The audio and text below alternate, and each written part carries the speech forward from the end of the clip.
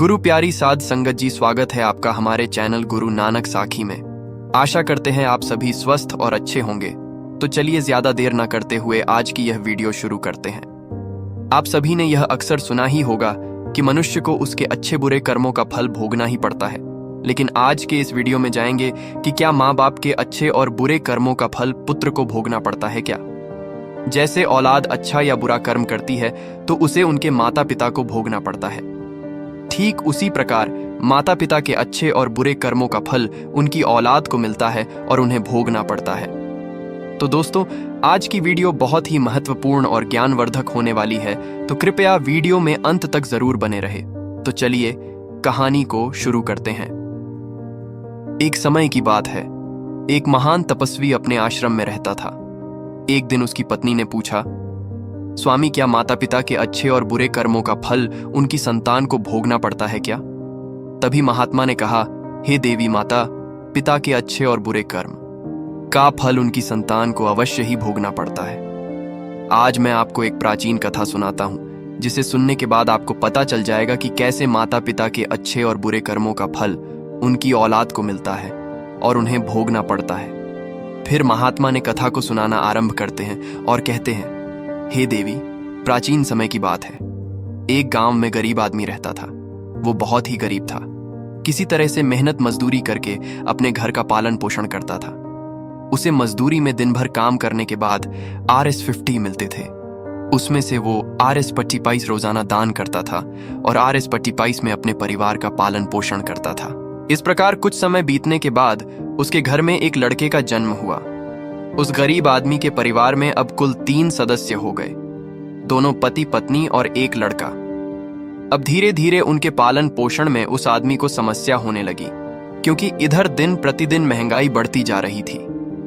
फिर महात्मा ने कहा, हे देवी, एक दिन की बात है। उस आदमी के लड़के ने अपने पिता से पूछा, पिताजी, आप रोजाना RS50 कमाते हैं, जिसमें से आप रोज दान कर देते हैं, और RS25 में हम अपना गुजारा कैसे कर पाएंगे? उस आदमी को चुपचाप देखकर उसकी पत्नी ने कहा, बेटा, ऐसी कोई बात नहीं है। तुम्हारे पिताजी रोज RS50 कमाते हैं और RS25 दान कर देते हैं। ये तुम्हारे लिए ही दान करते हैं, दूसरों के लिए नहीं। लेकिन वह लड़का इस बात को नहीं समझ पाया, क्योंकि वह लड़का बहुत ही छोटा सा था। महात्मा ने कहा, हे देवी, इसी तरह ऐसे कुछ समय बीतता गया और उस गरीब आदमी का लड़का धीरे धीरे बड़ा होने लगा और उस लड़के की उम्र 7 वर्ष की हो गई। इधर एक दिन वह आदमी काम करके शाम के समय वापस अपने घर लौट रहा था। तभी रास्ते में एक काला भैंसा आया और आकर उस गरीब आदमी को मारने लगा। उस भैंस के मरने की वजह से उस आदमी की वहीं पर मृत्यु हो गई। जब उस आदमी की पत्नी और उसके लड़के को पिता की मृत्यु का पता चला तो उनको बड़ा दुख हुआ। फिर एक दिन उस गरीब आदमी के लड़के ने अपनी माँ से पूछा कि माँ, हमारे पिताजी कहाँ चले गए हैं? उस गरीब आदमी की पत्नी ने कहा कि बेटा, तुम्हारे पिताजी हम सबको छोड़कर यमपुरी में यमराज के पास चले गए हैं। तब बेटे ने कहा, जब पिताजी थे तो रोजाना RS50 कमाते थे और RS45 की बचत करते थे। हमारा पालन पोषण उसी RS45 में करते और बाकी के RS45 वह दान करते थे। अब हमारा पालन पोषण कैसे होगा? कैसे हमारा पेट भरेगा? फिर मां ने अपने बेटे से कहा, बेटा, जिस घर में गरीबी होती है उसका कोई सहायक नहीं होता है। उसे सभी दूर भागने लगते हैं, सेवाएं भगवान के, क्योंकि वही गरीबों के सहायक होते हैं। फिर बेटे ने अपनी मां से कहा कि मां, ऐसा मत सोचो, मैं यमराज के पास जाऊंगा और अपने पिताजी को वापस लेकर आऊंगा। हमारी गरीबी देखकर यमराज को हमारे ऊपर अवश्य दया आ जाएगी और वह हमारे पिताजी को मेरे साथ अवश्य भेज देंगे। फिर महात्मा ने कहा, हे देवी, उस छोटे से बच्चे की बात पर उसकी मां ने ध्यान नहीं दिया। फिर एक दिन की बात है, उस गरीब आदमी की पत्नी अपने लड़के को घर पर अकेला छोड़कर गांव में काम करने के लिए चली गई। और उधर जो उसका लड़का था, उसने मन में सोचा कि मैं यमराज के पास जाता हूं और अपने पिताजी को लेकर आता हूं। ऐसा सोचकर वह लड़का अपने पिताजी को लाने के लिए अपने घर से चल देता है। उस लड़के को चलते चलते काफी समय बीत गया। फिर उसे थकान का अनुभव हुआ और वह एक बहुत ही विशाल आम के पेड़ को देखकर उसकी छाया में जाकर के बैठ गया। तभी उस आम के पेड़ ने मन की आवाज में कहा कि बेटा, तुम कौन हो और कहां जा रहे हो? मेरी छाया में आज तक तुम्हारे जैसा कोमल बालक नहीं आया है।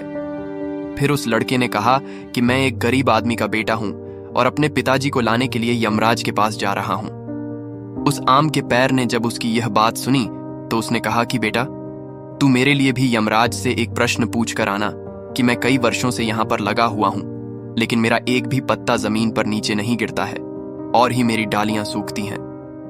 मैं कितने वर्षों तक और यहां पर खड़ा रहूंगा? मैंने अपने पूर्व जन्म में ऐसा कौन सा पाप किया था जिस कारण से मुझे इस योनि से मुक्ति नहीं मिल पा रही है? इसका कौन सा कारण है? तब उस लड़के ने कहा कि ठीक है, मैं यमराज से तुम्हारा यह प्रश्न जरूर पूछ कर आऊंगा। महात्मा ने कहा, हे देवी। इतना कहकर वह लड़का वहां से आगे जाता है और चलते चलते रास्ते में उसे एक इच्छाधारी सर्प मिला। उस सर्प को देखकर वह लड़का डर के मारे कांपने लगा और वहां से भाग नहीं वाला था। तभी वह सर्प मनुष्य की आवाज में बोलने लगा, बेटा, तुम मुझसे डरो मत, मुझे इतना बताओ कि तुम कौन हो और कहां जा रहे? वह लड़का उस सर्प के पास गया और हाथ जोड़कर कहने लगा, हे नागराज, मैं गरीब आदमी का बेटा हूं और मैं यमराज के पास अपने पिताजी को लाने के लिए जा रहा हूं। उस सर्प ने कहा कि बेटा, तुम यमराज से मेरा एक प्रश्न पूछ कर आना। मैं कई वर्षों से यहां पर पड़ा हुआ हूं, मेरे से अब चला भी नहीं जाता। मेरे शरीर में इतनी भी जान नहीं है कि मैं थोड़ा सा भी चल सकूं। मैंने अपने पूर्व जन्म में ऐसा कौन सा पाप किया था जिस कारण से मुझे इस योनि से मुक्ति नहीं मिल पा रही है? इसका कौन सा कारण है? तब उस लड़के ने कहा कि ठीक है, मैं यमराज से तुम्हारा यह कर जरूर आऊंगा। महात्मा ने कहा, हे देवी। इतना कहकर वह लड़का आगे चलने लगा। फिर चलते चलते रास्ते में उसे एक किसान मिला। किसान ने कहा कि बेटा, तुम कौन हो, कहां जा रहे हो? देखने में तो तुम बड़े ही सुकुमार और कोमल लग रहे हो। फिर उस लड़के ने कहा कि मैं एक गरीब आदमी का बेटा हूं और मैं यमराज के पास अपने पिताजी को लाने के लिए जा रहा हूं। फिर उस किसान ने कहा कि तुम यमराज से मेरा एक प्रश्न पूछ कर आना, क्योंकि मैं चलते हुए राहगीरों की प्यास बुझाने के लिए कई सालों से यहां पर एक बावरी खुदवा रहा हूं, लेकिन इसमें पानी अभी तक नहीं निकला है। मैंने अपने पूर्व जन्म में ऐसा कौन सा पाप किया था जिस कारण से इस बावरी में अभी तक पानी नहीं निकला है? मैंने इसमें बहुत सारे पैसे भी खर्च कर दिए हैं, इसका क्या कारण है? उस लड़के ने कहा, ठीक है, मैं यमराज से आपका यह प्रश्न जरूर पूछ कर आऊंगा। महात्मा ने कहा, है देवी। इतना कहकर वह लड़का वहां से आगे की ओर चलने लगा। चलते चलते रास्ते में उसे एक बहुत बड़ा तालाब मिला। फिर वो लड़का तालाब के किनारे गया और पानी पीने लगा। तभी उस तालाब से तैरती हुई एक बतख आई और कहने लगी, बेटा, तुम कौन हो और कहां जा रहे हो? तब उस लड़के ने कहा कि मैं गरीब आदमी का बेटा हूं और मैं यमराज के पास मेरे पिताजी को लाने के लिए जा रहा हूं। महात्मा ने कहा, हे देवी। उस लड़के की बात सुनकर उस बतख ने कहा कि बेटा, तुम यमराज से मेरा एक प्रश्न पूछ कर आना। कई वर्षों से मैं इस तालाब में भटक रही हूं। मेरी 7 पीढ़ियां गुजर गई हैं, परंतु मैं अभी तक इसी तालाब में रह रही हूं। मैंने अपने पूर्व जन्म में ऐसा कौन सा पाप किया था जिसके कारण मुझे इस योनि से मुक्ति नहीं मिल पा रही है? इसका क्या कारण है? तब उस लड़के ने कहा, ठीक है, मैं यमराज से तुम्हारा यह प्रश्न जरूर पूछ कर आऊंगा। इतना कहकर वह लड़का वहां से आगे की तरफ भरने लगा। चलते चलते तालाब के दूसरे किनारे पर पहुंच गया। दूसरे किनारे पर जब वह पहुंचा तो उसने देखा कि एक मरा हुआ बगुला वहां पर पड़ा हुआ था। जब वह लड़का उस मरे हुए बगोले को लांघ कर जाने लगा तो वह मरा हुआ बगुला कहने लगा, बेटा, तुम कौन हो और कहां जा रहे हो? उस लड़के ने उसकी आवाज सुनकर कहा कि मैं एक गरीब आदमी का लड़का हूं और मैं यमराज के पास अपने पिताजी को लाने के लिए जा रहा हूं। उस बगुले ने कहा कि तुम यमराज से मेरा एक प्रश्न पूछ कर आना कि मेरा शरीर कई वर्षों से इस तालाब के किनारे पर ही पड़ा हुआ है। कभी पानी की लहर आती है तो मेरा शरीर तालाब के अंदर चला जाता है और पानी की लहर से वापस तालाब के बाहर निकलकर किनारे पर आ जाता है। ना तो मेरा शरीर गलता है और ना ही सड़ता है। इतने सालों से जैसे का तैसा ही है। मैंने अपने पूर्व जन्म में ऐसा कौन सा पाप किया था जिसके कारण मुझे इस शरीर से मुक्ति नहीं मिल पा रही है, और इसका क्या कारण है? उस लड़के ने कहा, ठीक है, मैं यमराज से तुम्हारा यह प्रश्न जरूर पूछ कर आऊंगा। महात्मा ने कहा, हे देवी। इतना कहकर वह लड़का वहां से चलने लगा और वहां से चलते चलते यमपुरी में पहुंच गया और वहां पहुंचकर यमराज को प्रणाम किया और हाथ जोड़कर कहने लगा, ये यमुनो, आज मेरे पिताजी कहाँ पर है? जब मेरे पिताजी घर पर थे तो वह रोजाना RS50 कमाते थे, जिसमें से RS25 तो दान कर देते थे और RS25 में से हम लोगों का पालन पोषण करते थे। लेकिन अब मेरे पिताजी घर पर नहीं है, तो मैं और मेरी माँ भूखे मर रहे हैं। आप उन्हें जल्दी से मेरे साथ हमारे घर पर भेज दीजिए। महात्मा ने कहा, हे देवी।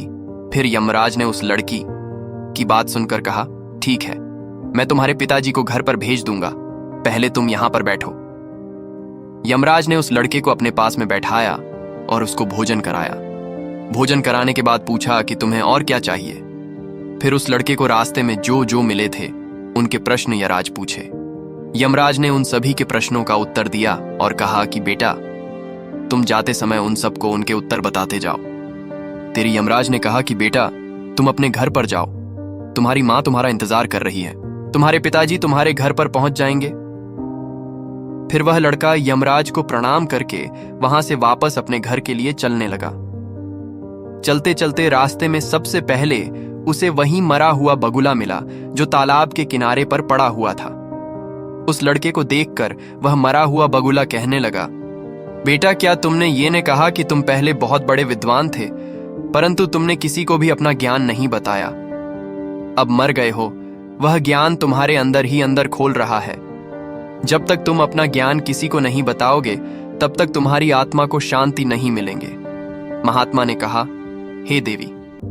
फिर उस मरे हुए बगुले ने कहा कि बेटा, अब ऐसी हालत में मेरे पास ज्ञान लेने के लिए कौन आएगा? तुम मेरा ज्ञान ले लो। फिर उसने उस लड़के को जितना भी उसके पास ज्ञान था वह सारा ज्ञान उस लड़के को दे दिया और ज्ञान देने के बाद तुरंत ही उसकी आत्मा को मोक्ष की प्राप्ति हो गई। फिर वह लड़का आगे चल पड़ा।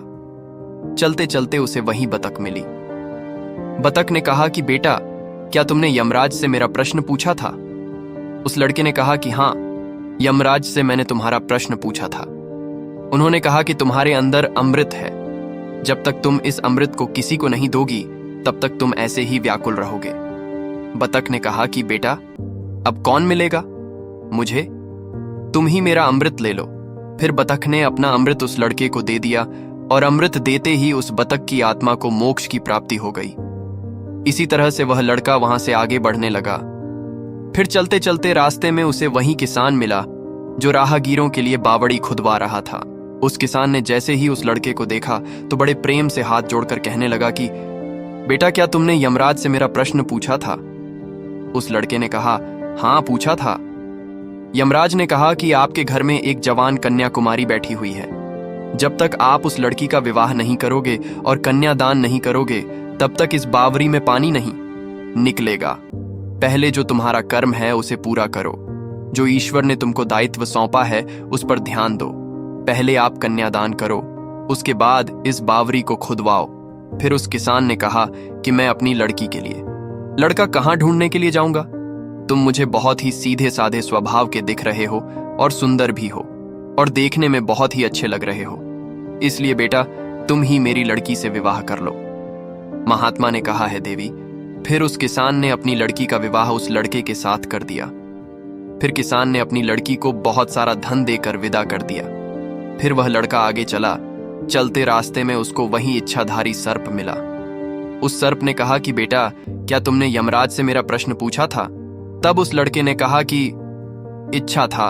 यमराज ने कहा कि तुम्हारे पास जो नागमणि है, तुम उस नागमणि को धरती पर नहीं उगलते हो और ना कभी किसी को दान दिया है।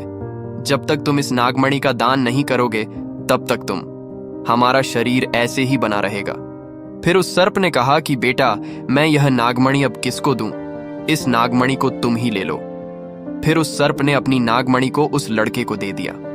नागमणि को देते ही उस सर्प की आत्मा को मोक्ष की प्राप्ति हो गई। इस तरह से वह लड़का अपनी पत्नी को लेकर फिर आगे चलने लगा।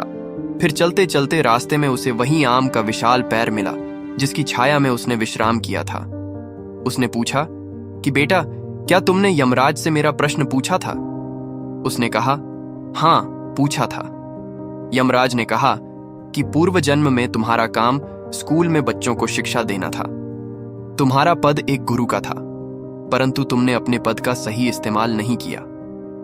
तुम शिक्षा देने के बदले में छोटे छोटे बच्चों से अपना काम करवाते थे और उन्हें अच्छी तरह से शिक्षा नहीं देते थे। तुम पूर्व जन्म में बहुत बड़े विद्वान थे, परंतु तुमने उन बच्चों को शिक्षा नहीं दी। उन्हीं बच्चों के श्राप के कारण तुम हिल ढुल नहीं सकते। तुम्हारे अंदर जो ज्ञान भरा हुआ है उसे किसी को दे दो, इसके बाद में तुम्हें मोक्ष की प्राप्ति होगी। महात्मा ने कहा कि देवी, उस लड़के की बात सुनकर उस आम के पैर ने कहा कि मैं यह ज्ञान किसे दूंगा, तुम ही ले लो। फिर उस आम के पैर ने उस लड़के को अपना जितना भी उसके पास ज्ञान था सब दे दिया। जैसे ही उस आम के पैर ने उस लड़के को अपना ज्ञान दिया तो उसकी भी आत्मा को शांति मिल गई और वह उस पैर की योनि से मुक्त हो गया। वह लड़का अपनी पत्नी के साथ चलते चलते अपने घर पहुंच गया। जब वह लड़का अपने घर पर पहुंचा तो उस लड़के की मां उसको देखकर बड़ी खुश हुई और कहने लगी, बेटा, तुम कहां पर चले गए थे और यह लड़की तुम्हारे साथ में कौन है? फिर उस लड़के ने जो भी उसके साथ घटनाएं घटी थीं, वहां सब कुछ अपनी मां को बता दिया।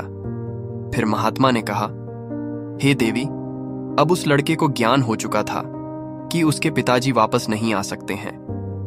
अब उनकी मुक्ति हो चुकी है। उसके पिताजी ने जो दान धर्म किया था उसका फल उस लड़के को यमराज ने दे दिया। इस प्रकार से महात्मा ने अपनी पत्नी को बताया कि माता पिता के अच्छे और बुरे कर्मों का फल उनकी औलाद को कैसे प्राप्त होता है और पूर्व जन्म के कर्मों का फल व्यक्ति को कैसे मिलता है और उसके पिता द्वारा किए गए पाप और पुण्य कर्म भी उसके बच्चों को कैसे मिलते हैं। तो दोस्तों, उम्मीद है इस वीडियो से आपको काफी कुछ सीखने को मिला होगा, और अगर कुछ सीखने को मिला हो तो हमारे इस वीडियो को लाइक और चैनल को सब्सक्राइब जरूर कर लीजिएगा।